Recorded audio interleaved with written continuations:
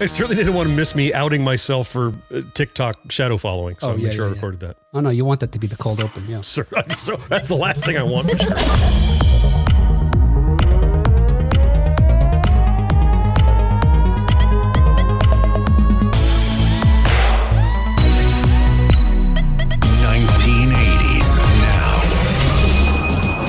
Welcome back to another episode of 1980s Now, a weekly examination of the importance of 1980s pop culture and its influence today. Mm-hmm. My name is Will, and joining me, as always, are my friends and co-hosts, Kat and John. Hi, guys. Heidi-ho. Hey, and don't forget, in addition to being right here with us every week, John also hosts his very own podcast and YouTube channel, Gen X Grown Up. We're having good times over there. Yeah, look. Yes, they are. He's got a great podcast, but got to tune into his YouTube channel, especially because there's a lot of new videos coming out and stuff. I guarantee something among those videos you're going to want to buy. I'm still circling it because I know there's more videos coming out.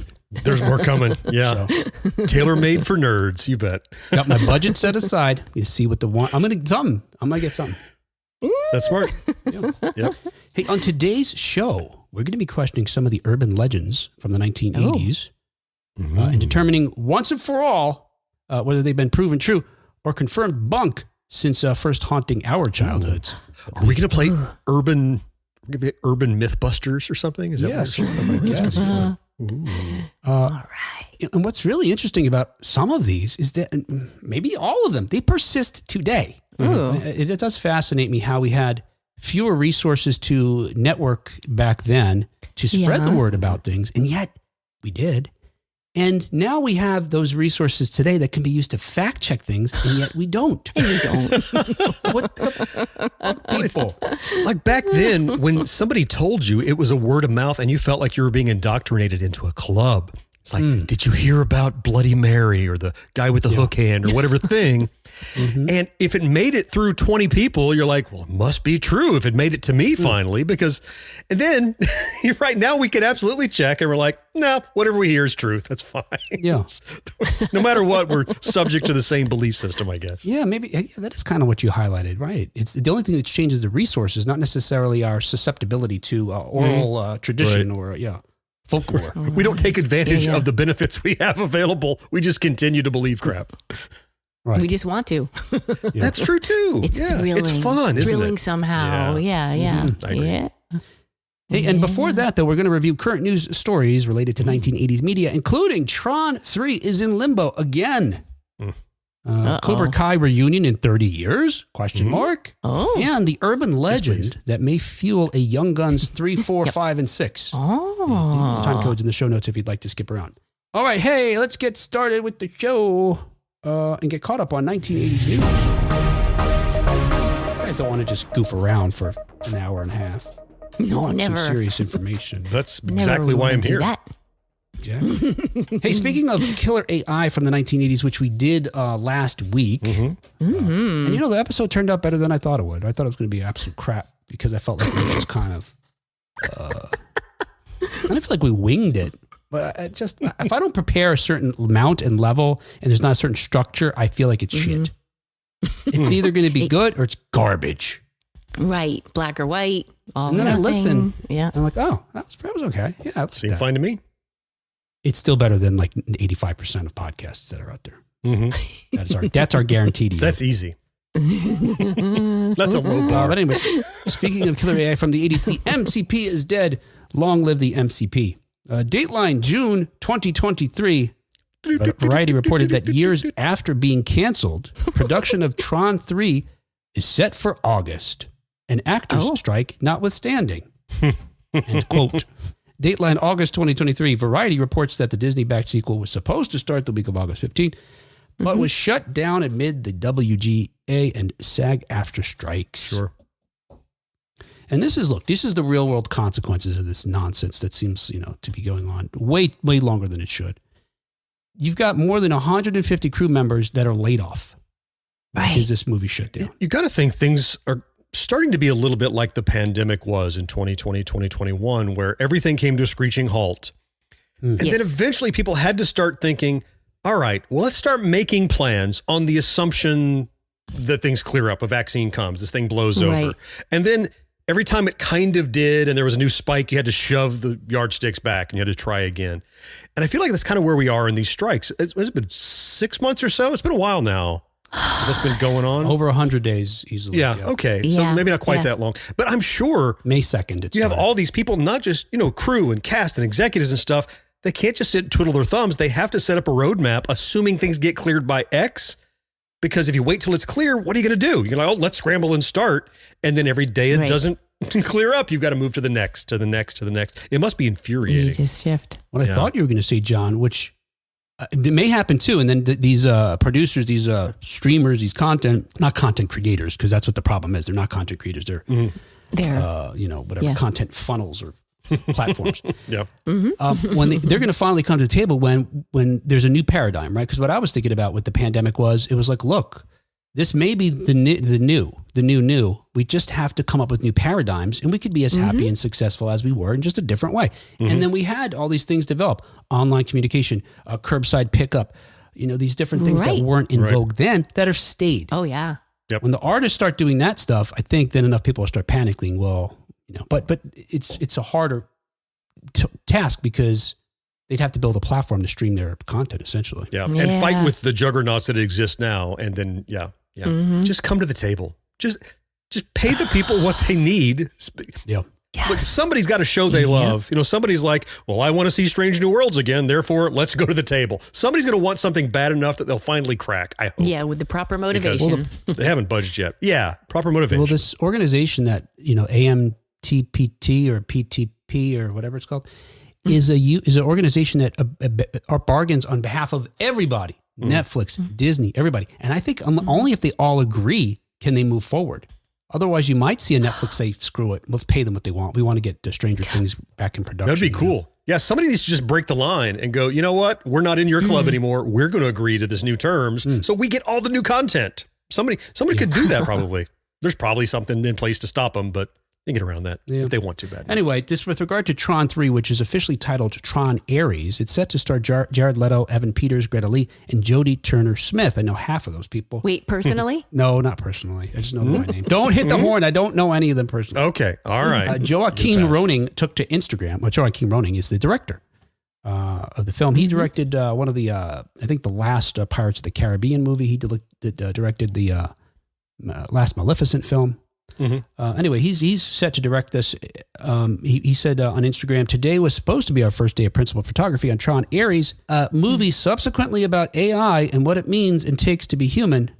Instead, we are shut down with over 150 people laid off. It's indefinite, which makes it exponentially harder for everyone, end quote. And of course, his dig about the AI is part of this strike is the fact that, like we talked about last week, producers or these streamers, they want to replace actors, writers, designers with computers to some extent. The same way. Anyway, the first Tron, of course, starred Jeff Bridges, debuted in '82 and flopped. Since then, of course, it's gone on to have a cult following, right? Yes, which was enough to garner a 2010 sequel, which was I don't know, it was fine. Exactly, the CGI in it was fine. The CGI was too took me out of the film too much. Watch list worthy? No. Okay. Yeah, I mean, you should see it much in the way you should see. Okay. This is not a bad movie. It's just not a good movie. Okay. So you should see it to have it in for reference, right? Like you shouldn't watch Crystal Skull, but you should have at least seen it once. One of those deals. So you can, it's not Crystal Skull bad. Yes. It's just not great. All right. Reference point. Well, in 2010, the sequel Tron Legacy came out, in which Bridges reprised his role and was joined by some other new cast members. And the film was directed by Joseph Kosinski, who directed Top Gun Maverick, one of their films that we like.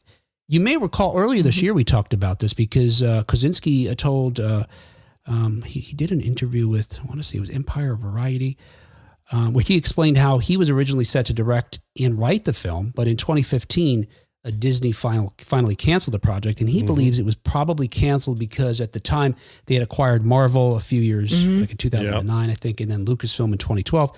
And he said if they're going to spend any of their money, they're going to spend it on IP that they know is getting guaranteed to bring in some big bank. Well, that just goes to show you that there is some positive from the superhero fatigue we're experiencing now, because not every superhero is now a guaranteed blockbuster any longer because, frankly, I think the audiences are getting I've seen enough of it. kind of thing. And so maybe we'll see some more original IP get a little more, not that Tron is original, but it's a second-class citizen at Disney without a doubt. Definitely. Yeah.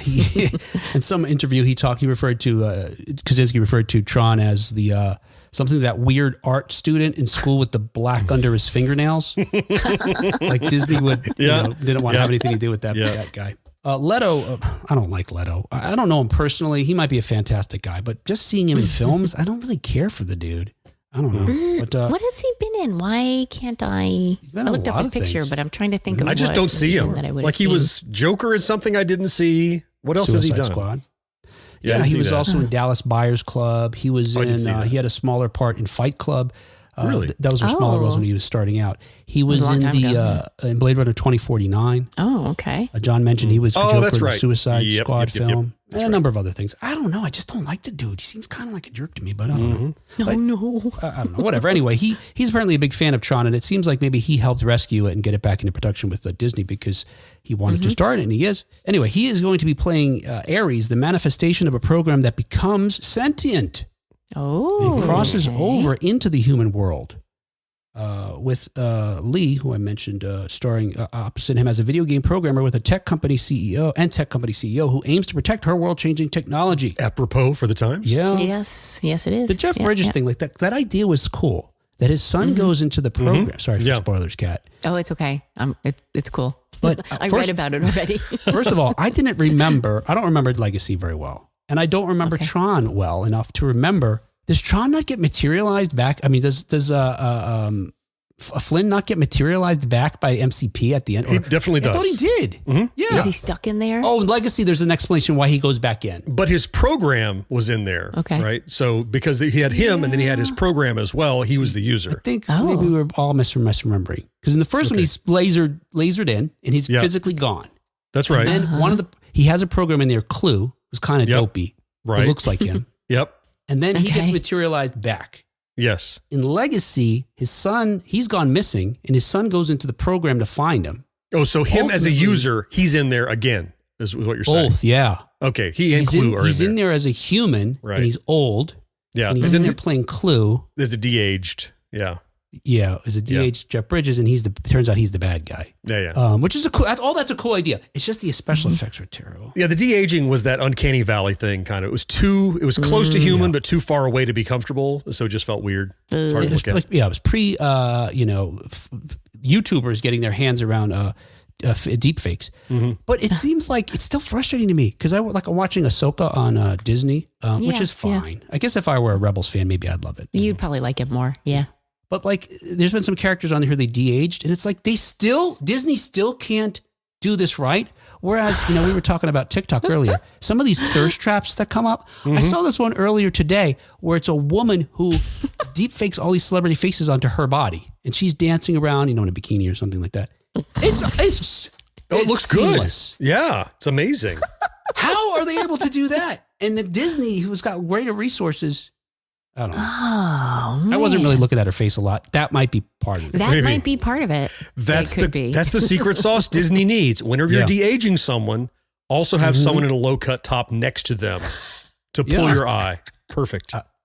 You should give Anakin big boobs and a low-cut Jedi robe. Sure, absolutely.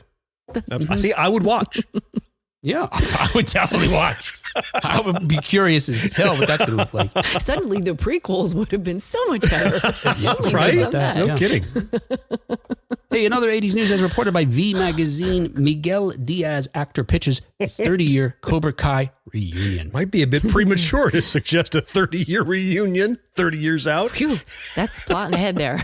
During an interview with the publication, V Magazine, conducted before the strike that we were just talking about, Jolo Maraduena, who was one of the young breakout stars from Cobra Kai, reflected on his time on the show. Maraduena, who currently stars in DC's Blue Beetle as the titular hero, which I've yet to see. It looks really cool too. It is. It's good. So to your point, John, when Marvel got going and they started having this MCU, and it was so clever, most of them, and then they started falling, I was like, please never end. Now I couldn't care less about these films. I still care some, but I'm no longer like, oh boy, the next one. Because I've told you, we've talked here before that It's so There's much. such a proliferation. Yes, Kat. There's so much stuff between the movies and the series and wherever that if I don't watch it all, I feel like I didn't do my homework and I'm not qualified to see the next movie. And they get my money. I watch them all. I did, yeah. I just don't enjoy them as much anymore. Exactly. I don't get enthusiastic about it. Anyway, Maraduena, who stars in Blue Beetle, says he hopes to have an opportunity to reunite with his Cobra Kai cast members in 30 years, just as the elders of his series did. If you don't know, that show, of course, brought Ralph Macchio and William Zabka back after they appeared opposite one another in 1984's wildly popular Karate Kid. And that article is from when they were shooting season 6. Right. And that would be like, here we are. Hey, we're in the midst of recording a podcast. Let's plan a 30-year reunion podcast. Well, wait, this one's still going on. Could we think about the current one a little bit first? Get your head in the game, Maraduena! Listen, Blue Beetle Big Shot, you need to pay attention to season 6 voiced. And take that costume off. It says has nothing to do with this show. Maraduena, who was 16 when Cobra Kai began, said, I really grew up with everyone on the show, just as those high school years are important for kids. Okay. Those same years I was spending with these guys. So I just hope to get to work with them again. I can't help but feel like the party is ending. Yeah, so it speaks to his fondness and attachment to the process and hoping it could come around again. I think that's cool. And having work. Also, I'm sure. Well, that's always nice. Paying bills. Yeah, you're right, Kat. I forgot about. I sometimes reflect on this, but working in theater was like that. Like every 6, 8, 10 weeks, you're in a new show, and or at least that one wraps up, and you spend whatever it's 6, 8 weeks with this group of people, really close hours, 10-hour days, and then you may not see them again. It does.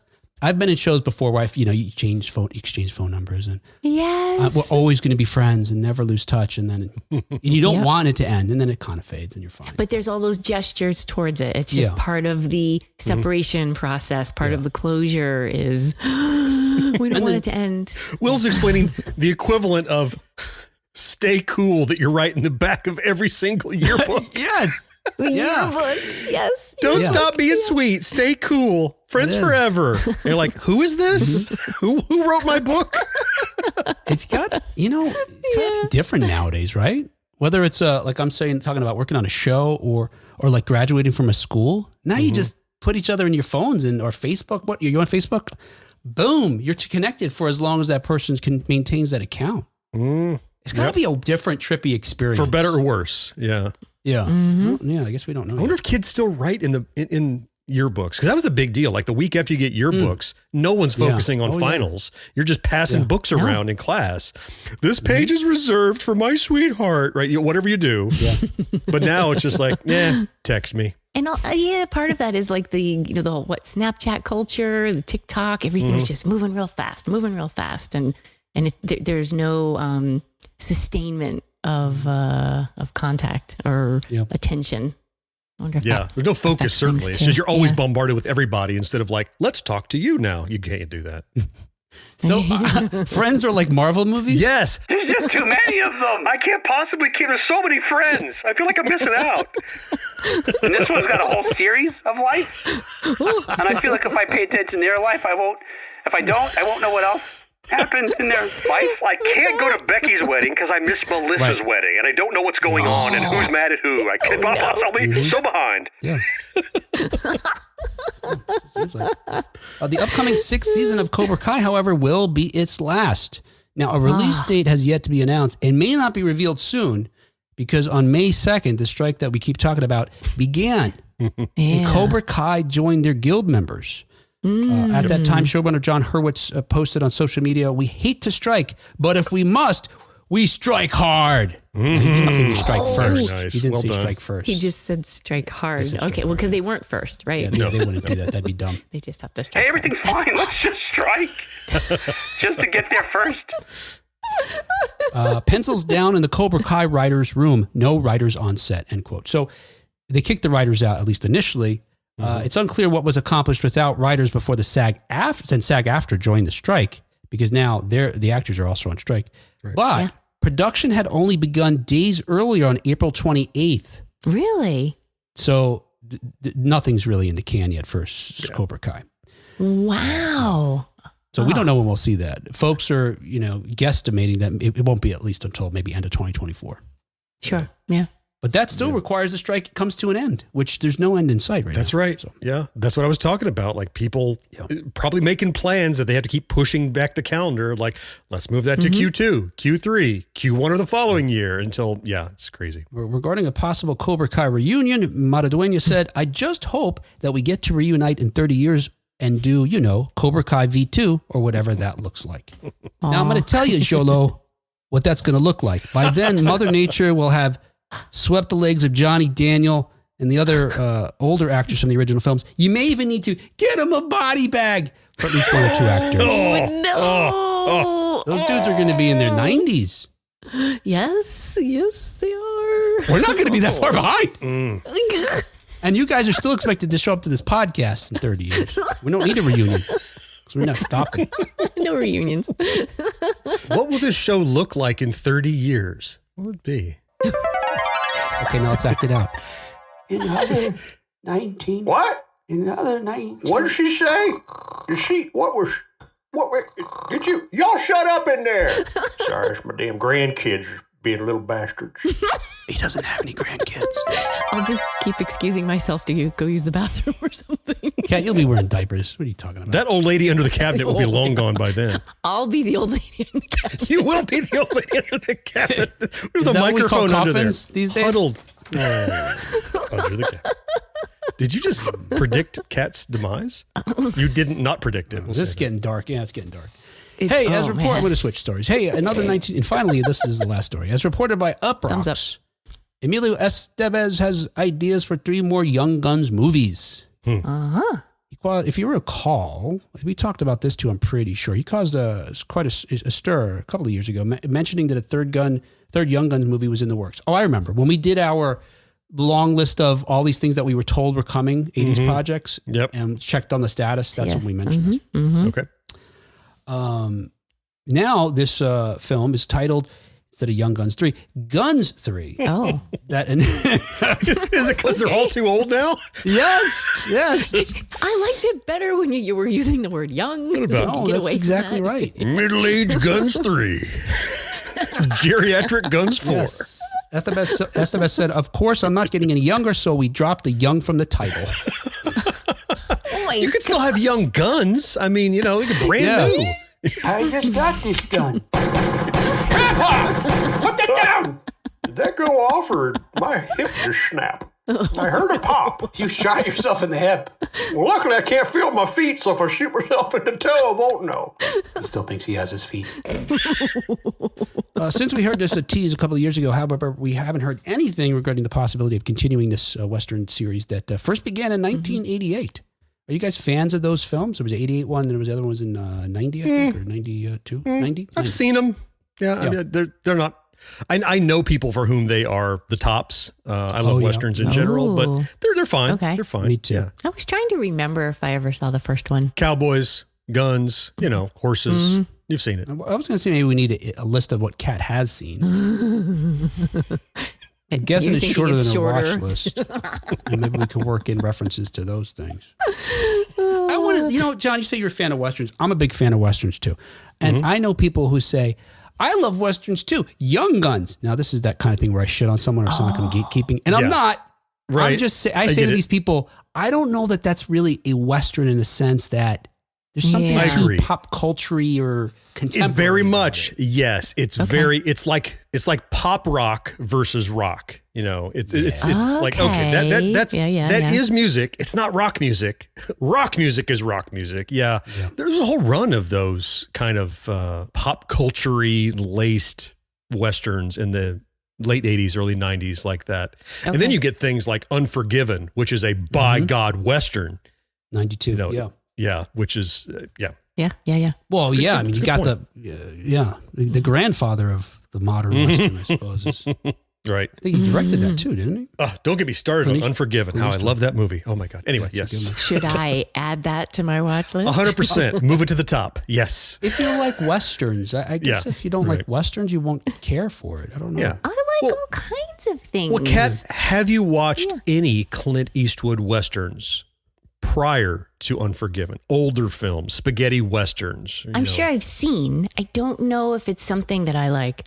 Okay, I'm going to watch this now. I'm sure it was playing somewhere and somehow I witnessed it. Well, here's the thing about Unforgiven that will edit out, and that is that if you enjoyed anything that Clint Eastwood did in his career as a Western actor, they're not all connected in a cinematic universe, but that is really cool about it. But Unforgiven is basically if you mix up all of his younger roles in a pot and go, okay, here's who he was as in Westerns, and it's him as an older man paying for the deeds he has done and recompense for those things. And it's just so good. It's the same reason I like sequels that show these actors when they're older. That was one of the first ones I saw do that, where it wasn't really a sequel to anything other than a sequel to his career. Sure. And it was just him as an old man paying for his past crimes, trying to live an honest life now, and it's not working out. Things coming back to bite him. It's great. Okay, that's the end of my Unforgiven rant. It's amazing.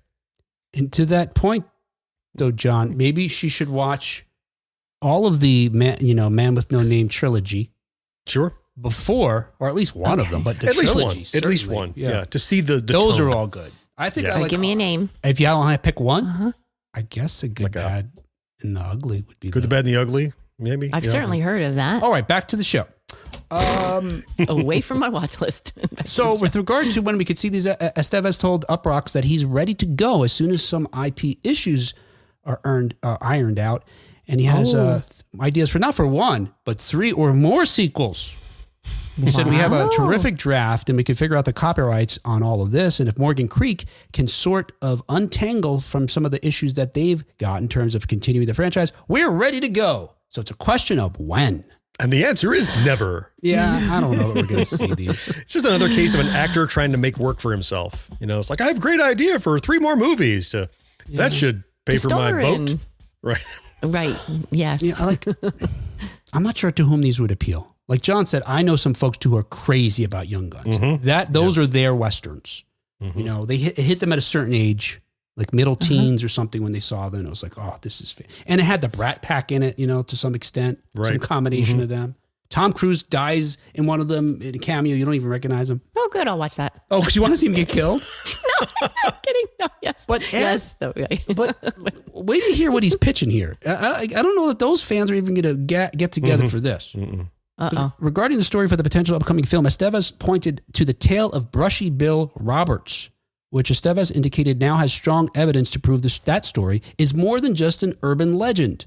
Now, sure, you're saying who, especially Kat, because you didn't see Young Guns 2, which they have this Brushy Bill Roberts character in there. But taking a step back, according to actual history, we're going to talk about bullshit history in a moment here. But this is one right here. But actual history, the outlaw known as Billy the Kid, who is Henry McCarty or William Bonney or some, one of those people, was gunned down at 21 years of age by Sheriff Pat Garrett in 1881. And he was buried in Fort Sumner Cemetery in New Mexico.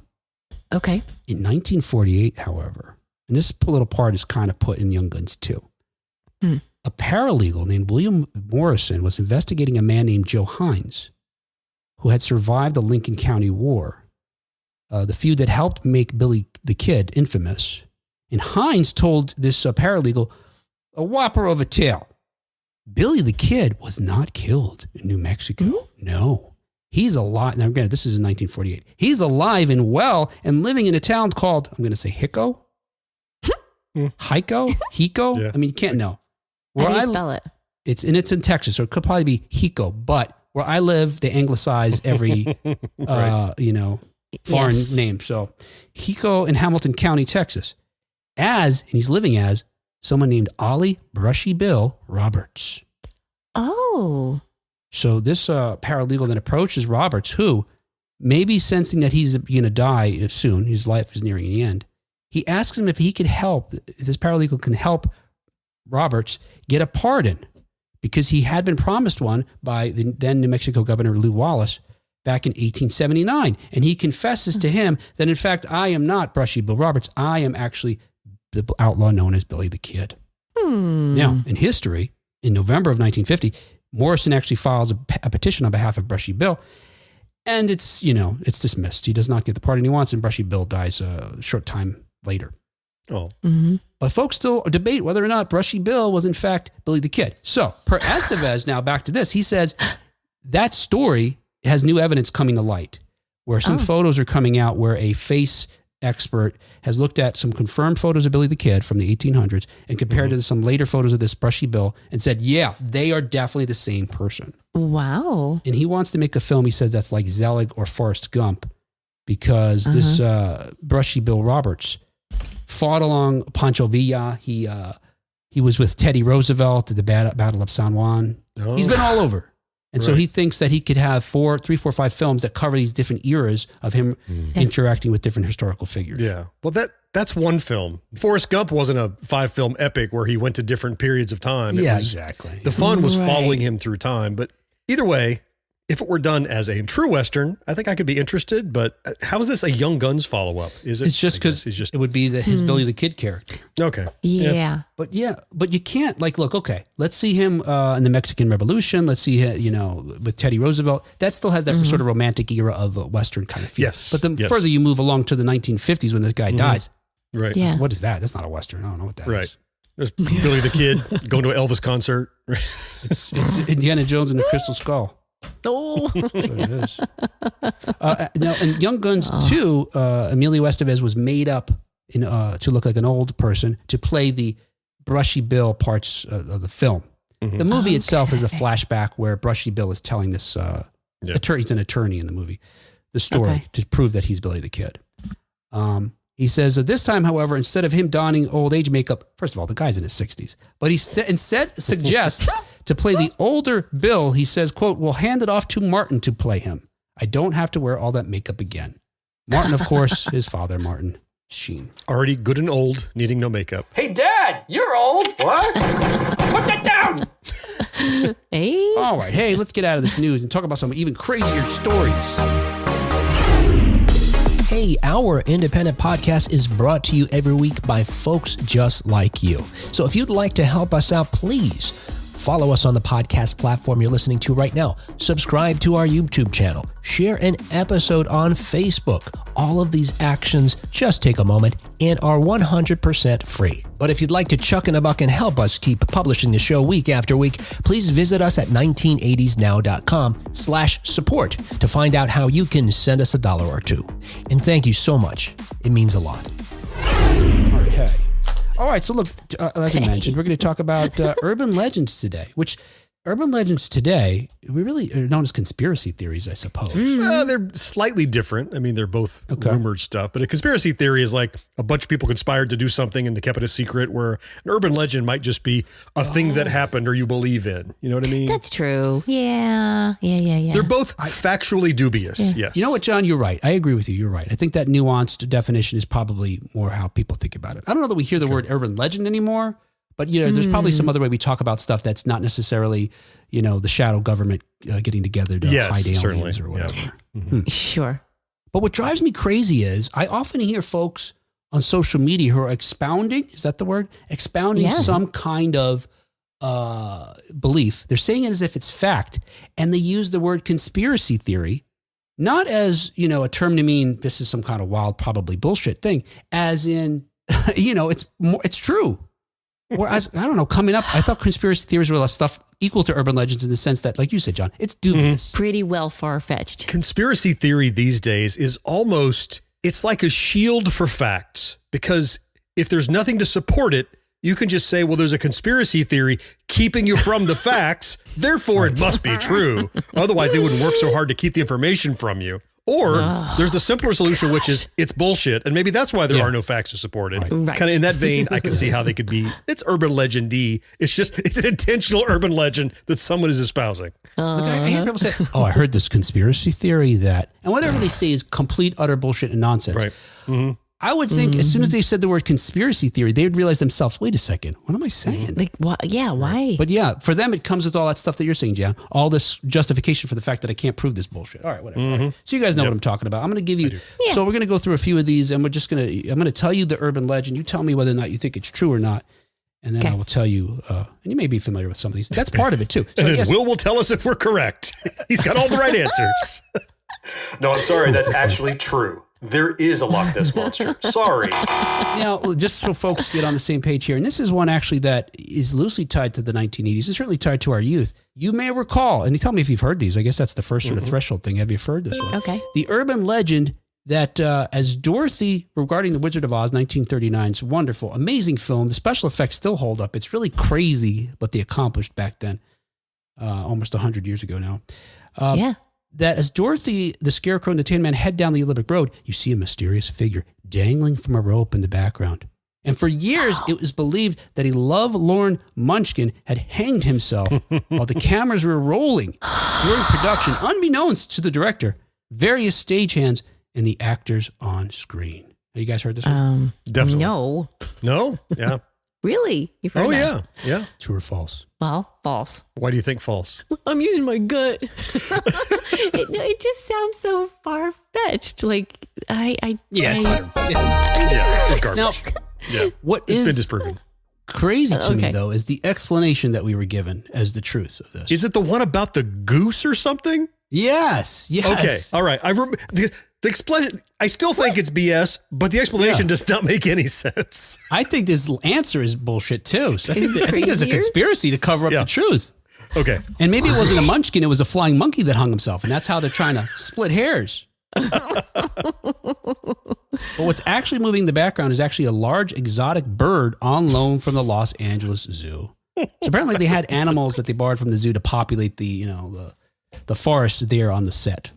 Okay. But what's interesting is that it seems that this urban legend actually began in the 1980s when the movie was released on VHS and has since persisted over the decades until the most recent Blu-ray edition of the American classic reveals that the myth is false. So now it's clear enough you could tell it's not a munchkin that's, literally jumps to his demise right there while they're filming. Right. Man. But yeah, the quality, you've got to think about it. The only chance we got to see Wizard of Oz where we lived growing up was Thanksgiving. They would show it on TV Right. every year. Right. That and March of the Wooden Soldiers. Right. It wasn't until we got it on tape where now we could pause it and look, and the quality obviously is not what it is today. And you think about watching it on TV, broadcast, so there's snow, and NTSC television is only 525 scan lines, and that's not even the full height of the screen. So maybe you have what effectively would be like 100 pixels. I wouldn't even download a picture that was 100 pixels tall off the internet these days because it's too fuzzy. But people were using that as evidence, like, oh, I can tell what it is. You are seeing pixel art is what you're looking at and interpreting what it might have been. Yeah. Yeah, I don't know about you, but I am so turned on right now about how quickly John was able to do that math and break down 500 lines of image That to 100 was pixels. I mean, Astonishing. It's pretty hot. Oh, yeah. that's insane. I see a new OnlyFans channel. Right. Broadcast Bolero already started. Oh, yeah. Hey, here's another one for you. This urban legend is Three Men and a Baby's Ghost. So of course, I'm talking about the film of the similar name from 1987. Here's the urban legend. And before I even say, you may know it already, right? That after the movie was released on VHS in 1990, the legend emerged because about an hour into the movie, Jack Holden, who's played by Ted Danson, and his mother, played by Celeste Holm, are walking Celeste Holm. I know her. I spoke with her on the phone. I got to buzz cat. That's amazing. Well, yeah. I shouldn't say I know her, but yeah, she the called horn in back, Tom. one day. Played him backwards. I don't know. She wasn't my close personal friend, but I got to, I ruined her day is what I did Well, congratulations. because I didn't know who she was. Oh, that's what it was? She called wanting to talk to the president of the university where I was working. Oh. And because he was important, he was a former governor of New Jersey. And I answered the riffraff line. That was one of my jobs, was to, Cat's job was field being the calls. phone bee. Now, John, And Kat is Facebook friends with this former governor of New Jersey, though. So you get it back again. So this character, so Celeste Holm plays the mother to Ted Danson. As the two are walking through Jack's house with his newly found baby girl, in the background, you see a mysterious figure behind the curtains of one of the windows. And the urban legend is that this figure was the ghost of a boy who used to live in the house where Three Men and a Baby was filmed. The boy, the myth continued, had committed suicide with a shotgun, which is why the house was vacant for the movie shoot. Oh boy. So much crap. I don't want to believe it's true. That's disturbing. It's just garbage. Do you know the truth of this one, John? I think so. And I also know why people wanted to believe it and why they were misinformed or misled to believe it. So it was actually, I believe, a cardboard cutout of what's his name from Cheers? Ted Danson in like a tuxedo, but it was like stood up the other side of a window. So the many things that this breaks down with, the first problem is I think that shot was not in a house. It was on a soundstage. That's right. Oh. So kid didn't die in the soundstage. Well, maybe not that kid. Some other kid might have. I don't know.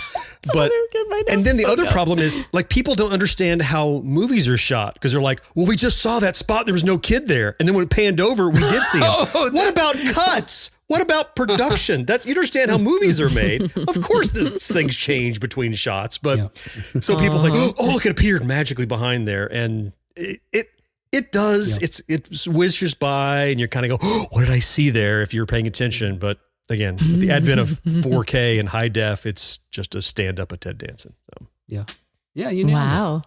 Yeah, and the stand-up of Ted Danson is actually from a deleted scene. So Ted Danson's character in the film plays an actor, and the cutout of him is to promote a film that he's in. Yeah. Okay. There. You enhanced my knowledge. Thank you. Yeah. Hey, tell me if you've ever heard this one. Atuk. All right. Well, here's the urban legend. So in 1971, legendary producer Norman Jewison purchased the rights to adapt the incomparable Atuk, which is a satirical novel by Canadian author Mordecai Rickler. I think you're just making up all these names now. Atuk by Mordecai Rickler, directed by consonants and vowels. I can't pronounce this one. No vowels are in it. Must be Swedish. But the legend is that the film itself is cursed and has led to the deaths of anyone who is cast to star in it, and therefore has prevented it from ever being made. You guys aren't familiar with this one? No. I'm still not convinced any of it's real. At all, not the myth, the actual premise. Any of it. Well, yeah. Any aspect of it. So do you know anything about Atuk? What is Atuk? Do you have any idea? What's this novel? It sounds like an Eskimo word. It's about a native Canadian journeying from one place to another. I don't remember. Okay. All right. Exactly. All right. But you're right. And there's kind of a mix of truth and legend to this because it's true that Jewison bought the rights to the book, and he planned to shoot it first in Canada after he made Jesus Christ Superstar. At that time, John Belushi was the first to read the role of Atuk beginning in the beginning of 1982. He immediately expressed interest in the project and was set to play the character on screen when only months later, on March 5th, he was found dead at the Chateau Marmont in Hollywood. That was literally the first firing synapse of this entire story. I vaguely now remember that name in association with Belushi because it was so close to around the time of his death, maybe. So now I'm not calling shenanigans on the whole story, but And again, there's some elements. Look, some elements of truth. I'll tell you what the facts are. Whether it's people, you can see why people drew this sort of fantastical conclusion. Atuk, because the story doesn't end. The Atuk next began production in Toronto in February of 1988. Production halted after just 8 days. At that time, Sam Kinison was attached to the film. He said that his manager had promised him creative control without clearing it with the studio. So when Kinison attempted to rewrite the script, Abbott said the studio tried to accommodate him, but Kinison grew difficult, and the film came to an end. Abbott and Kinison later severed their relationship. And United Artists filed a lawsuit against Kinison in February of 1988, just shortly after this whole tumult took place, saying that Kinison was intentionally giving a substandard performance. So it looked like he was trying to get out of the deal. Is what they. Wow. Of course, Kinison died 4 years later in a car accident in 1992 at the age of 38. Subsequent actors to take interest in the role include John Candy in 1994 was interested, and Chris Farley. Oh my gosh. Both of whom died before the film could be made. To date, no one has ever made it. So watch out, tubby comedians. You got a death wish. Let's see who's got to be on the watch list there. Let's not say. Don't say. No, sorry, Josh Gad. I just That's your said. ass. Jack Black. Oh no, Jack Black. No. You guys are terrible. Terrible. So I can see why this would be an urban legend, because people associated with it have spectacularly and gloriously publicly died shortly after being associated with it. But like you even noted, Kinnison died, like 6 years after the fact. Like it'd been a couple of years after his lawsuit. He died 4 years later or whatever. So he didn't die because of his association with that. He was long past it. Yeah, so. that there was more. But I get why you would. Yeah. The curse may take time to get around to the curse headquarters. They're like, Who was it that we were supposed to? Who was last attached to it? Let me see here. I lost track of the. Did nobody kill Sam Kinison yet? Would you Oh please? shit! It's been 4 years. My urban legend is crumbling around Somebody me. get on that. this is a conspiracy theory about urban legends, how they're made. Yes. Oh, yeah. I like it. Yeah. People that do the things to really create the scenarios that will create the meat of the urban legends. All right, here's another one for you. Jessica Rabbit goes Basic Instinct in Who Framed Roger Rabbit, Oh my gosh. 1988. Kat, do you know what I'm going to say, what the legend is? I know there's a bell ringing in my head, but I couldn't tell you what it is, but it sounds familiar. Something's ringing in my head too. Tossing it out. I was hoping no. Kat was going to. Kat was like this. Somewhere there's, and all these words came to my mind. She says something ringing in her head. I'm thinking she's going to tell me what she's forgetting about to say. Okay, here we go. I was very disappointed. I thought it was going to be me much too. juicier. Yeah. Yeah, I was going to put on TikTok. You have to pause it to then see the word that you said. We'll just put a word on the screen. Whatever. I don't know. Nobody knows what we're talking about. Hey, this is the urban legend. Not even me. Since the release of Who Framed Roger Rabbit in 1988, Jessica Rabbit has become one of the most iconic symbols of female sensuality in cinema. Mostly to creeps and weirdos. But it's not her fault. No, why not? She's just drawn that way. Right, okay, yeah. Okay. That was one of my favorite movies. Have you seen that movie, Kat? Oh, yes. Multiple Okay, All right, times. we got one. We got one! We go. Oh, Writing this down on the list. Yeah, she's a hot cartoon. I mean, do I spend a lot of time looking at her on the internet and everything? No. yes. I mean, no. I guarantee there's people that do. There's people that, oh yeah. But anyway, because of this, maybe that's the reason that this popular urban myth emerged of an R-rated scene that features midway through the film. According to the legend, there's a shot of Jessica's fur as she crashes out of the cab she's been riding with Bob Hoskins, Eddie Valiant. So we're supposed to guess if Oh, yeah, this do you think is it's true or not? Now, true. there have been actual times in the past, predating this, where people have inserted like pornographic images in other films. So it's shown in the theater, you'd get that just for a frame. Yeah. I was just going to say it wouldn't surprise me because that has been done, of course. Somebody thinking, I'm just going to put this little whatever in there, like sort of an Easter egg. So Sort of I've not. definitely heard this, but like I think it's both true and false. And let me tell you why I think that. Okay. I think that it's incredibly unlikely that even a frame of that made it into a film that Disney approved. Yeah. However, Good point.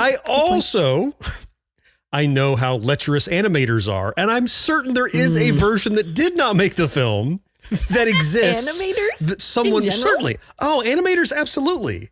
Yeah. Look, they can make anything they want, so they to make each other laugh. They do crazy things with their characters just for each other. Sure. So I got to believe there's Okay. at least some imagery that's done that could imply that these images exist. Maybe it came from the movie. So I don't think it's really in the movie, but I believe it could exist somewhere. Yeah, it's not. It's not in the film. You're right. It's not. So here's the truth. All right. As she's thrown from the car, Jessica's legs open to reveal more than Mrs. Rabbit would probably prefer the public to see. But the most we're actually seeing is her underwear. It's just kind of, Okay. sorry. But it's nothing compared, and John hit upon this, because it's nothing compared to an actual deleted scene from Roger Rabbit in which the cigar smoking baby, remember that character who's like, he's kind of like a baby finster. He's like an adult, but looks like a baby playing a baby Herman. He can be seen peeking under a woman's skirt. I think the woman that cares for him. And he's looking up and like poking around with his cigar as he walks under, saying something about something. They cut that scene out. Yeah. I wonder probably for the why. best. Ooh, All right, here's a really dark one for you here. Okay. I really like this. dark, huh? I have never heard of this film, Kat. So I'm going to put this. I'm not going to put it on my watch list though. But I want to tell you about Guinea Pig 2, Flower of Flesh and Blood, which is a 1985 film. Hold on. Are you telling me there's a guinea pig 1? and it was of such caliber that it warranted a guinea pig 2. Yeah. Okay. All right. I guess I just want to clarify. Carry on. So in this 1985 film, which again, none of us are familiar with, it shows, and again, this is dark. It shows a modern day samurai. I'm gonna wipe the smile off Cat's face. A modern day samurai methodically torture, kill, and dismember a young woman. Oh no! You see the change? I'm just kidding. It's a comedy. So it shows that in his secret. So the urban legend is that what you see happen in the film is real. In fact, in 1991, after Charlie Sheen received a copy of the 1985 film, he was so convinced that what he watched was actual footage of a murder, he reported it to the FBI. Oh my. The feds confiscated Sheen's copy of the film and launched a full inquiry into the production and distribution. Wow. That's the legend. What do you think? Okay. So like a snuff film, effectively, is what we're alleging here. Yeah. I really don't want to believe that this is true, of course. I mean, I don't have any basis to assume one way or the other. I would like to believe that someone was such a good special effects and editing person that they made it just absolutely visceral and crazy. Because who in their right mind would do that and then publish it? Yeah. I hope not. Okay. I don't even feel right playing this, but yeah, you're right. Seems like too happy and upbeat to play that sound. But you're right. It turns out that the film was written and directed by Hideshi Hino, who based on his own manga comics. But it was only after investigators had spoken with those involved in the film and viewed behind the scenes footage revealing the special effects that the investigation was dropped. So So what year was this? John, it was convincing. 85. 85. Well, I mean, special effects were, we had The Thing, right? We had Alien. We had Rob Bottin here. Yeah. Right. We had gruesome stuff, I guess. I don't know. Maybe like the quality of the effects were too good for whatever, Gerbil Hamster 2 or whatever you said it was called. I just want to say, John, I thought we were both just laughing at the ridiculous name, right? Like here, I was, whatever the second part it was, what was it? Guinea Pig 2? What came after that? The Flower of Flesh and Blood. Flower of Flesh and Blood. So my brain was just like, how could guinea pig go together with that? I didn't even pick up on the number 2. I think my brain was like, guinea pig, 2. Also. Listen, Kat, there's plenty to be incredulous about here. We can share. Split the load. Yeah. That's a good point. And Japanese manga and anime and films, their art and pop culture, oh my God, it's like nightmare fuel. So bizarre and trippy. Like, you don't want to know what they do with squids. Oh, John. I said you don't want to know. Oh. Now Kat kind of wants to know. Kat, do not Google anything about squids. I don't want to know. Oh, no. Whatever you do, don't search tentacle hentai. Don't do it. Or hentai generally. Probably. Fair enough. Should I feel bad for the squid? No animals were really harmed in the making of these. In the drawing of this frame, right. But it's still just like, ugh. Yeah, it's like, how are you into that? Right, exactly. Like, somebody likes this? A lot? And like a whole nation? Okay. Yeah. Let me see if I could find a less dark one for next year. They're all dark. I realize they're all dark. All right, I'll give you this one. This is a little bit lighter. Into the mouth of madness. Here we go. Let's talk about this. All right, here we go. I want to tell you about the legend of Give It to Mikey. It'll kill him. Oh. So you'll recall, as the tale goes, that Mikey of Life cereal fame would eat anything. Had consumed a combination of Pop Rocks and soda, which led to an explosion of carbonated gas in his stomach that caused his untimely demise. I've definitely heard it. I know nothing about why it's false, other than every time somebody mentions it to me, they follow it up immediately with, by the way, that's false. So I'm just going to assume it's false, but I don't know details. I read something about this recently. Right, I forget why or how. How did this come in front of me? But it was about the Pop Rocks happening. Somebody discovered, like they were trying for something else and it didn't work, but they realized, hey, this is kind of cool. But then this urban legend came out and people were scared off. And so it needed a rebranding. Wait a second. Are you telling the story that happened in the 80s or are you telling something that happened today? Well, like since then, it was sort of a retrospective on Pop Rocks. The story you're talking about is that Pop Rocks were trying to create something that you could add to water and it would create carbonated soda. That was the idea for Pop Rocks, and it didn't pan out. All right. So look, we all touched upon sort of the origin of Pop Rocks and some of the actual history that happened. Of course. It's not really true, but taking a step back, Pop Rocks were invented in 1956 by General Foods, a research scientist, William Mitchell.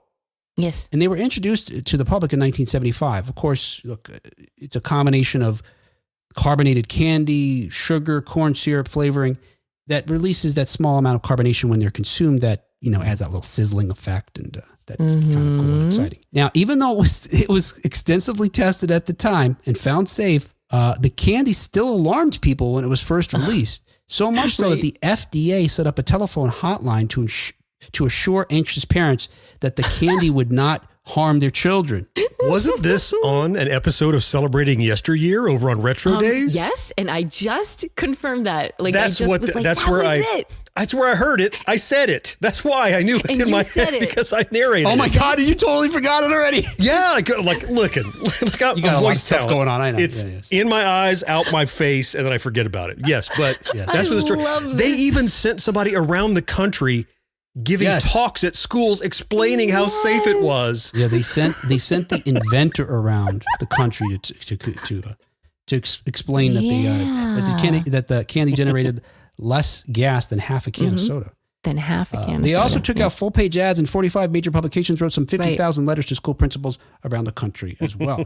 Despite all these rumors, they still persist today. As to Mikey, he is alive and well. John Gilchrist, who played Mikey, not only he survived, but he thrived. In 2021, he became the director of media sales for MSG Networks. Wow. Way to go. The company stopped marketing Pop Rocks around 1983. Which helped fuel this idea that they were killing kids. Right, yeah. The implication being that it was pulled from the market because it was deadly. But in fact, Kraft had bought the rights to make the product from General Mills, from General Foods, and in 1985 released them again, this time branded as Action Candy. Today, however, you can find good old Pop Rocks marketed under their original name. They cut it down to only 3 flavors. Initially, it was all kinds of flavors, and it's all coming back to me now, and it's gone. Tony will be so happy. He'll be tickled. He's like, "Oh, you got to come listen to this. You're gonna have 8,000 downloads on this episode." All right, guys, you found my secret. I'm just cribbing Retro Days stuff. All right, here's another one for you regarding the poltergeist skeletons. From the film in 1982. The urban legend being that the skeletons featured in Poltergeist. You recall the scene? I saw that. What? I saw Poltergeist. Oh, hang on. Let's get this down. She gets an award just for having seen it? Wow. Well, the bar is so low. Yes. She's seen 2 films so far. I deserved a little reward there. A little flourish. Yes. Okay. Okay, perhaps the most famous quote-unquote cursed movie of all time, the original 1982 Poltergeist, which if you don't know, but even Kat knows, so I'm guessing you know. It's about a suburban family who's terrorized by a supernatural presence after they move into this new home. The climax of it includes a scene where the mother, played by Jo Beth Williams, is dragged into a partially dug-out pool. Why was this partially dug-out pool so horrifying? Even before anything bad happened, just a muddy, empty hole filled with water was terrifying. Yeah. Like a giant grave, muddy like grave. Such like a potential danger, just, no fence, nothing. Anyway, she falls into this and she winds up being surrounded by skeletons. Of course, the big reveal of the film is that the housing development in which they live was unscrupulously built atop of a graveyard. You move the headstones, but not the bodies. Right. Whatever he says. Anyway, the urban legend is that, so that happens in the film. That's not the urban legend. The urban legend is that the film crew had not only used real skeletons, but had desecrated graves themselves to get them. Oh. And this, of course, resulted in a curse upon the cast and crew, which led to the tragic deaths of some of the actors in the trilogy, including, as you know, young Heather O'Rourke passed away, who died at 12. Oh. While she was working on Poltergeist 3. Dominique Dunn died tragically, murdered by a jealous boyfriend at the age of 22. Yikes. And so on and so forth. Okay. So look, we know we can dispense with the curse, whether they were cursed or not. Yes. Is it true that they used real skeletons? That's what we all want to know. Oh, please, oh, please, oh, please, oh, please, oh, please. I've heard this for so long. And then I've heard follow-ups that say, well, yeah, because screen caliber artificial skeletons are so difficult and expensive that, yes, they went to like a mortuary or somewhere that you could purchase body parts or whatever. I think this is true. I want this to be true. You sound like you want this to be true. I believe in my heart that it's true but I mean, rationally, I don't know, but I want it to be true. So I love this idea of going to a mortuary. They went to a mortuary and purchased them. Hey, you got any? I need a couple of skeletons. You got any ones? Anybody here who's kind of not too much meat left on the bones, like maybe easy, kind of like pulled pork, maybe really dried out. Well, it doesn't have to be a mortuary. That's just something I threw out there. It could be one of those body farms where like the FBI puts the bodies out. They could go borrow them. I don't know. Wait, what? I don't know. I want it to be Are true. you introducing a conspiracy theory in our Urban Legends episode? No. You've never heard of a body farm? No. Yes. So the reason that like the FBI and the CIA and forensic scientists know all these stuff about larvae and botflies and all this stuff is that they take people who donate their body to science and they put them out on this big farm under different conditions. Well, are they under a tarp? Are they buried? Are they open to the air? Are they under a tree or whatever? So they can study how insects develop and desecrate the body so that when they find real crime scenes, they can best estimate time of death and all that kind of stuff. Timing. So there are corpses laying around that someone could borrow hypothetically. Gotcha. So Body Farm's got to be the name of a horror movie, right? I mean, it's the name of one of my OnlyFans channels. Oh, come on. Your fans are sick. Your OnlyFans should just be a sting operation at this point. Or maybe it is. I'm not going to, did I blow it? All right. Kat, what are your feelings about these being real skeletons or not? John wants them to be. I don't want them to be. No, You're no I'd fun. say no. Sorry. Well, according to Snopes, they used real skeletons. Yeah! Oh my gosh. I can die happy. Special effects makeup artist Craig Reardon said under oath that skeletons used for the scene were real. In late 1982, Reardon was deposed as part of a lawsuit filed against Spielberg by writers Paul Clemens and Bennett Michael Yellen. The duo had claimed that an Amblin employee acted as a ghostwriter who took portions of their own script and submitted them to Poltergeist production team as their own ideas. Clemens and Yellen's suit argued that there were 67 points of similarity between Spielberg's film and their own. Anyway, during this deposition, Reardon revealed, quote, I acquired a number of actual biological surgical skeletons, is what they're called. They're for hanging in classrooms in study. They are actual skeletons from people. I think the bones are acquired from India. Anyway, we dressed them so they looked not so like bleached, clean, bolted together skeletons, but instead disintegrating cadavers and, added sculpted rubber and things to them so they would have kind of a dramatic, leering, spooky aspect and not be dull. And not be dull like most skeletons, just dull. Now, Jo Beth Williams, who I mentioned, played the mother in Poltergeist and in the second sequel. I think they're in this. Yeah, she's in 2. She's not in 3. Said that the use of skeletons created such an unease around the Poltergeist set that it carried over into the making of the sequel Poltergeist 2, The Other Side. She added that co-star Will Sampson, who was a member of the Muskogee. The Skuggy Muskegees. How do you say The this? Muskogookies. I thought it's not Muskegee. The Muskegee Airmen? Can't see it. No, it's not Muskegee. It's Muscogee. Muskogee? Muskogee? Muskegee. Muskogee? I apologize, Muskogee. Nation members. Anyways, a member of this Muskogee Creek Nation that he performed there you go. Will Sampson, a member of this nation, performed an exorcism on the set of the film. Sampson, who's best known for playing Chief in One Flew Over the Cuckoo's Nest, died in 1987. So that's another casualty of the curse. But the bodies are from India. So why was this tribal nation doing an exorcism for... He was in the film. He was an actor in the film. Yeah. Poltergeist 2. Okay. And they thought that since they used real skeletons. Oh, that it had cast this curse or had- power over yes. the whole production and the sequel. Okay. Right. All right. It wasn't So it specifically. wasn't related to their origin. Okay. Just I got it. Yep. general. Just get rid of bad juju. Yeah. And Yes. if you remember in the sequel, the antagonist in that film, which was a Reverend somebody or other, was played by this actor named Julian Beck. Okay. He actually also died 8 months before the film was released. Oh, wow. Now, of course, it turns out there's explanations for everybody's sad and unfortunate passing. Yeah. Of course. But there are a lot of coincidental tragedies connected to people who were connected to that film. So you could argue, I think you could make a case for what is a curse if not that? A series of Interesting. unfortunate coincidences. But how many coincidences must you have before you believe they're not coincidental? I see. Right. You know, if you're like, Well, coincidentally, everyone I've ever met has red hair. Maybe you're seeking them out. You know, like at some point you're like, well, maybe there's something to this, you know? So it's like, Right. The concept of curse comes out of right. that. Right. If you're going to go, well, it's not Okay. cursed. It's just all these people associated with this thing died.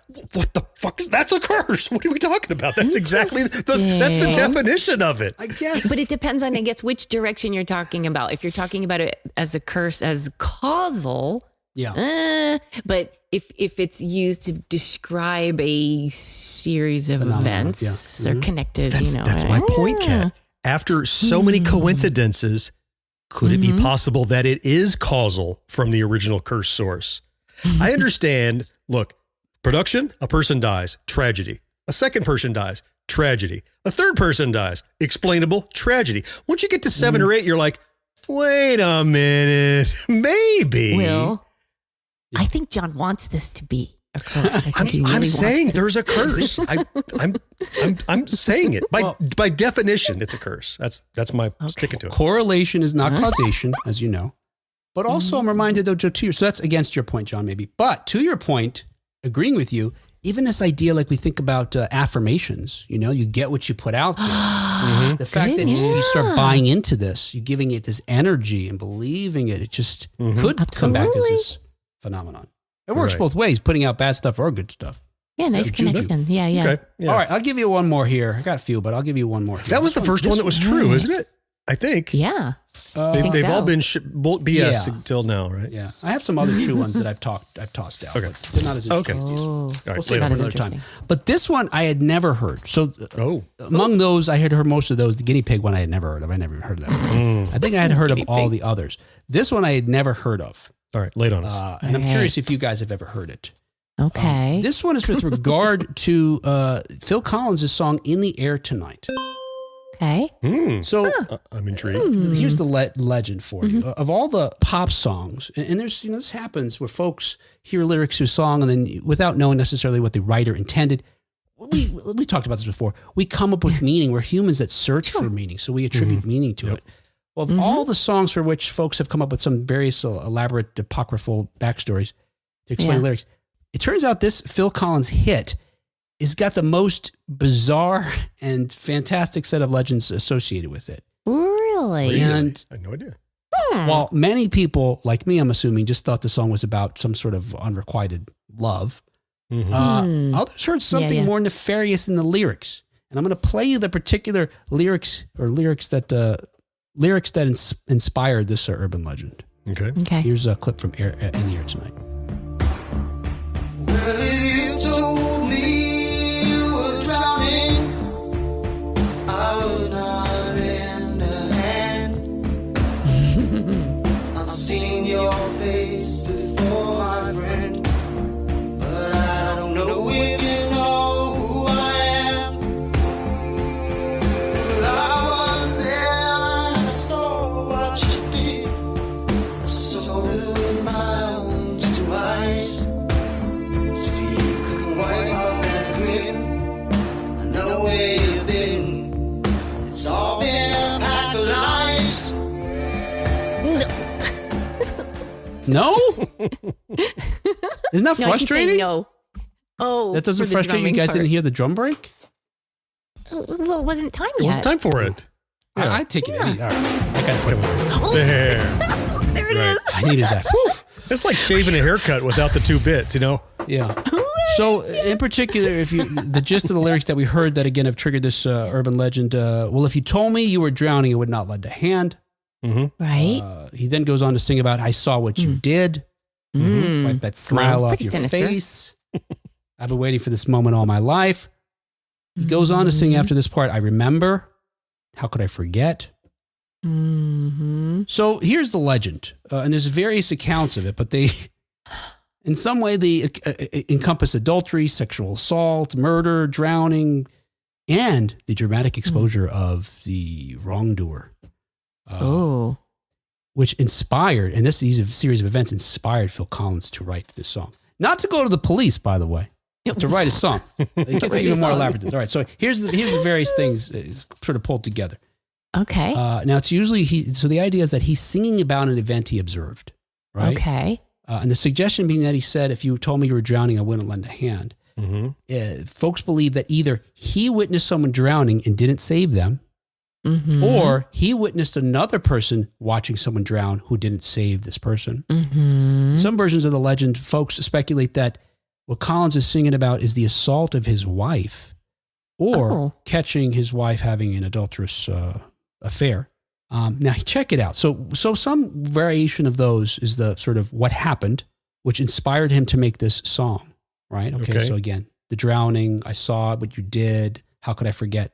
Now, this is another part to the legend where folks believe that Collins learned the identity of the wrongdoer, so either the drowning or the violent attack on his wife or the adulterer, and he sent anonymously an invite to this person to a concert, and the person shows up. Oh my gosh! And then at the subsequent concert to which this gentleman appears, Collins premieres In the Air Tonight, and during this moment, spotlights. The theater is dark, except for some spotlights that come up that are equivalent to the brightness of a helicopter, a police helicopter searching for escaped convict. And they start scanning the audience until they land on the invited guests. And then Collins sings the rest of the song to him. I remember, I saw what you did. I remember, how could I forget?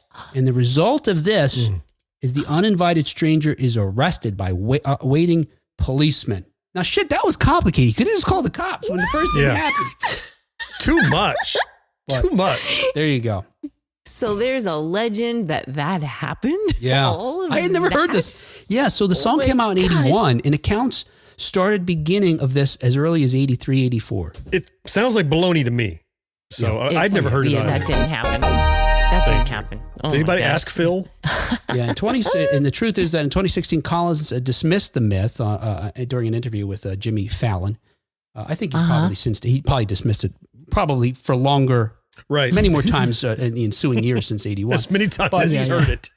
But definitively in 2016, during this interview on The Tonight Show, he said, obviously it's nonsense. And he explained that when he wrote the song, he was just angry as he navigated his way through the end of his marriage. And he said, quote, you go through a divorce, sometimes it's like, I love you, don't hang up. And then it's like, well, fuck you. Yeah. It's just a little too literal to be based on something he saw. I mean, I've heard that song a bajillion times. And it's all metaphor. Yeah. If you told me you were drowning, I would not lend a hand. Well, that just means if you're on fire, I wouldn't piss on you. Like, it's like, if you're in trouble, I'm not helping, right? Because I don't care about you. Yeah. It never occurred to me it could be anything but metaphor. Did he see someone drown? Oh my, right? That never occurred to me. Yeah. And apparently the origin of the, him identifying someone in the crowd, which led to him, this part of the story where he had known who the attacker was, and that during concerts during this time, they would have a moment where they would have these strong spotlights sort of, going on. That part really happened, but yeah. Right. Sure. But to have it stop on one guy to accuse him and then serenade him with a song inspired by knowledge of his crime. J'accuse! Right there. Arrest that man. Hey, listen, look, guys, this is what we're going to do, okay? I know it's been years since I saw this guy. I don't know if he's here. This is what we're going to do. Put the spotlights on during In the Air Tonight. If he's here, oh my God, where's Jimmy? Where's the spotlight guy? Jimmy, look, this guy's got a red shirt. What I want you to do When I start singing about the drowning part, I want all the spotlights on this knucklehead with the red shirt and call the fuzz. Yeah, and look, and this is what we tell the cops. Here's their clue when they'll arrest him, okay? I'm going to do like a drum fill. They'll know it. I'm not going to do any of the drum fills during the song. It's going to be the first time. Just trust me. Yeah, you'll know it when you hear it. Freeze. Is this because I watched that kid drown? All right, hey, it's not a conspiracy theory. This really was our show. I know you're thinking we probably conspired. There's some shadowy government organization that made us do this version of the show. It's not true. This is a result of just how we did it. So that's not what I heard. But I mean, we'll talk about that later. You can only blame us. And this show is brought to you every week, thanks in part to our early conspirators. Conspirators? Huh. Conspirator sounds much better. Like, I just didn't land on it. Arrest that man. Arrest that cat. Our earliest conspirators like Karen Flieger and Rick Parker. I gotta change the screens. Rick Parker, formerly of the Sugar Hill Gang. Rick Parker. There you go.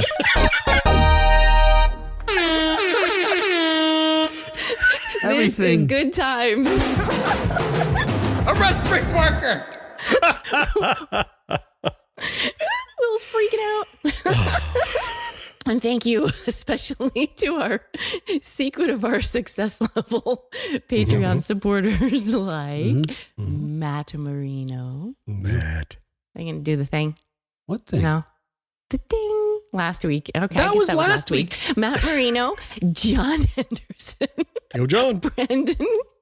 Brandon Greer. Yeah. Brad Bowman. Oh, man. Marcus Taylor. Tony Great. Nick Guillory. Go, Nick. And Craig Coletta. Yes. Oh, I love this as the new flourish. There you go. We should do that from now on. Whatever. Hey, thank you so much, guys. We thoroughly appreciate it. If you'd like to join our patrons, please go over to patreon.com/1980s now. And you can find out how you could literally just give us $1 once or multiple dollars every month. And even have your name said on every episode after the show as we do each week. Hey, but we know you want to hear it said just the way they were this time. Yes, exactly. You know you want your name in there. Joy and frivolity of usual, yes. Or incorrectly. Or whatever. But hey, if you don't have any money to give us, that's cool. We totally understand. But you could just jump. I mean, it's $1. Really? It's $1. Really? Come on. But hey, you know what we really love too is just some encouragement, words of encouragement, support, etc. You can give us a comment or send us an email. We got a message here from Bill who wrote to quote, I really enjoyed your last episode on 1980s Now about trucking. Ooh. Yay. There you go, Kat. I worked for a trucking company for almost 2 decades. I spent many days in truck yards across the country making those log tracking computers and training reluctant drivers on how to use them. Hearing a story about how your dad flipping his vehicle, that dredged up real memories about how dangerous the profession actually is. Well done. And I look forward to listening to the episode that just dropped today. Thanks, Bill. Would have been this episode, but well, would have been the good crime episode. Or last week, yeah. We also heard from Tom with regard to the trucking episode. He wrote, hi, guys. I'm listening to Kat and John talking about CBs, truck driving, and other trucker songs right now. Now it's story time. Parker 19. Story time. Years ago, I got a job from a roofing company in Alaska. When I was hired, I had a Class A CDL from a previous job, but I had never drove an 18-wheeler before then. The company had a 74 model cab over Freightliner and a 48-foot flatbed to haul materials to bigger jobs, but only had one other driver who had just lost his license. I had never drove one, not even sat in one, yet they needed someone, so they asked me if I could drive it, and I said, sure. Wow. Wait, that's a special license. I guess they weren't checking? Maybe, yeah. No. Yeah, because there's a special class of license you need to drive those. Again, right. You don't technically They're like, need a license to drive. You just need to be able to get in there, turn it on. So I guess that's fine. You need somebody willing to do it. Are we Yeah, sure I guess Cat's father had a license? He rolled one. Yeah. Well, Oddjobber was like we licensed, and you see established- what happened there. Yeah. He probably had multiple licenses and was using one of them. Yeah. Yep. Hey, did anybody see an M80? This was just here a second ago. So back to Tom's story here. Okay. He said the other driver knew that he was BSing, so he gave me a quick crash course in the, don't say crash course when you're about to get a truck you never drove before. Yikes. A crash course in the yard on how to change the gears. It was a crappy rig, but I got to the job sites and back the entire time I worked for them. Wow. Nice. All right. Since then, I've driven the following construction companies: a Kenworth, no logs; a cab over Pete, no reefer on it; a Jimmy, no hogs. Yeah. Those are all in the Convoy song. I know. Cab I over know. reef or cab over, what is it? Those are like all jokes that Will wasn't invited to. And Jimmy's hauling the hogs. Yes. Oh, we are money, come on, rockin' to- All right, thanks for writing, Tom. Thank you, check Tom.